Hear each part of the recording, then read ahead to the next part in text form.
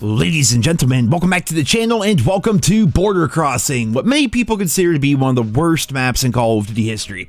I'm right there with you, man. I don't know how they thought this map was going to be good for the game. I think it really kind of speaks to like where Infinity Ward is like as a development studio, like how disconnected they are from like the actual COD player base, because somebody thought up this map, somebody approved it, they play tested it, probably added more cars than what they initially had and thought, man, people are really going to enjoy this. Like, I really have no clue why they thought this was going to be a good map. I don't know about you guys. Usually every time it shows up in the map rotation, I back it right out. There's no sense of playing it. It's not going to be fun. It's genuinely a terrible map. But what if I were to tell you there was a worse map out there?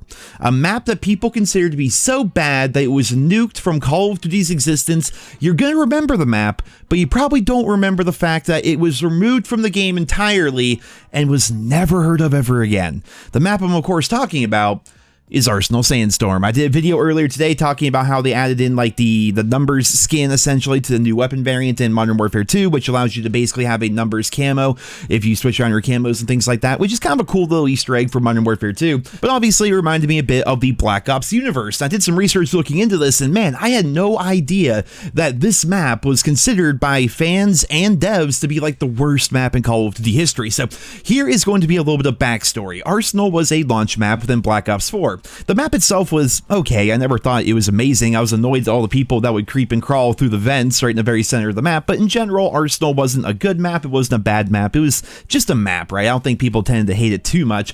And then they started to add more into the Black Ops 4 lifecycle, these map variants, which would take existing maps and like change up the weather, add some new gimmicks to them, and so on and so forth. We eventually got this variant right here, Arsenal Sandstorm, added to the Black Ops 4 multiplayer as a free content update on April 17th of 2019. As you've been seeing from the gameplay, the whole gimmick here is it's Arsenal, but with a sandstorm, and it's going to impair your vision, make it hard to see when you're outdoors and even sometimes indoors. And honestly, it was a pretty terrible map. Like, Arsenal was pretty mid to begin with, and then you take away like all of our visibility, it just makes the map really, really bad. And this change was so poorly received by the player base, and I don't know how they track things internally. They're always talking about their internal data over at Treyarch and Infinity Ward and Sledgehammer and Raven and so on and so forth. I don't know how they track this, but it's clear the player base did not like it, and their internal data appeared to agree with that, because on September 17th of 2019, exactly 5 months to the day after the map came out, Treyarch removed Arsenal Sandstorm from Black Ops 4 entirely.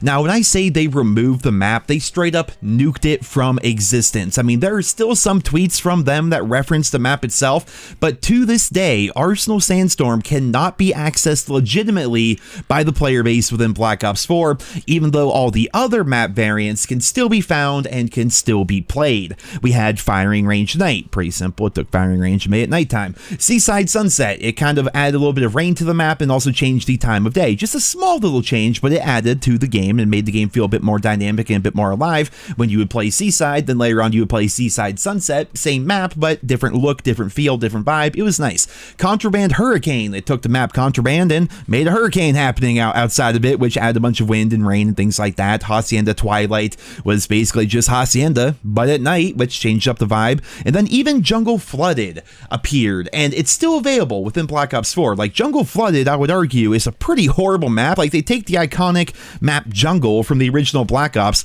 flood the hell out of it, and make it so, like, I'm gonna make up numbers, like 30% of the map is actually playable with the entire center of the map. You know, the area where you capture flags and run around and flank and stuff. That's all just underwater now, so if you want to make it from point A to point B, you have to swim, which will usually get you killed.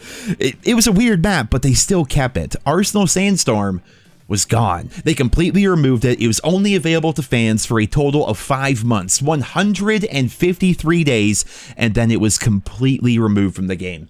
That's why I believe, and obviously we can argue left or right, but this is why I believe this is the worst map in Call of Duty history, because despite all of our differing opinions on what constitutes a good map or a bad map or whatever, when a map is deemed so terrible by the community and the game developers themselves that they just completely nuke it from existence 5 months after it came out and then it's never been seen again, I think that takes the idea of a bad map to a whole new level, man. I mean, this makes this footage you're watching right here incredibly rare. I'm very thankful that I still have so much old footage. Like, back when my PC was like, I had a much weaker PC back when. I didn't have any hard drives really. So for example, you know, a lot of people found me during Modern Warfare Remastered, and I loved Modern Warfare Remastered, but unfortunately I had to delete a lot of my old, you know, raw gameplay from that game because I simply didn't have the space to continue like holding that gameplay once Call of Duty World War II came out, and then Black Ops 4 afterwards and stuff. But around Black Ops 4 is when I upgrade my hard drives. I have a bunch of external ones, and as a result, I have so much old footage still saved up from Black Ops 4 and Blackout, Call of Duty World War II, I mean, Modern Warfare 2019, I have all this old footage, and thankfully I happen to have this gameplay right here. I believe it's the only footage I actually have, but it makes this footage kind of rare, right? Because there was only 153 total days that this map was even available to be played by the player base, so it's kind of hard to find proper footage of it, you know? So it's an incredibly interesting piece of COD history, at least in my opinion. I mean, they tried a variant of an already mid map.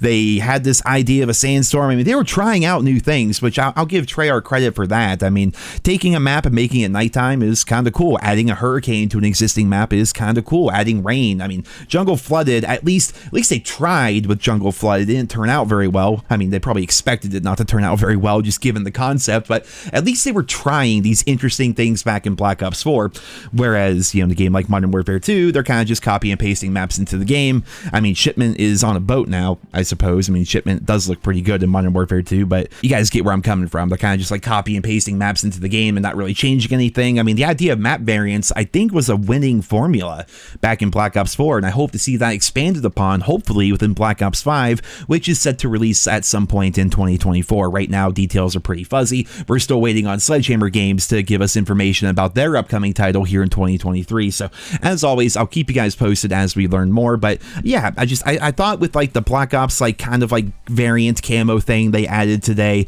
into Modern Warfare 2, I thought it'd be fun to do a video talking about like the history of Black Ops a little bit here, and I feel as though it's a very interesting piece of Call of Duty history. I mean, how many other precedents are there like this, where a map comes out exactly 5 months after it's released, it gets completely nuked from the game, you can't even play it in private matches, for crying out loud. I don't know, Call of Duty's been going on for so long that there's lots of little interesting bits of like history and facts and stuff like that, and I would like to explore some more of that stuff in more videos in the future. But for right now, that's going to be it for this video here today. I hope you enjoyed it. Leave your thoughts and feedback down there in the comments. If I could ask just one simple question, you know, map variants aside, which maybe you can consider a map variant to not be a proper map itself, but what do you think to be like the worst map in COD history? Like across every single game, what would you consider to be the #1 worst map of all time, and why is it Border Crossing? Leave your thoughts and feedback down there in the comments, and I hope you guys all have a wonderful day.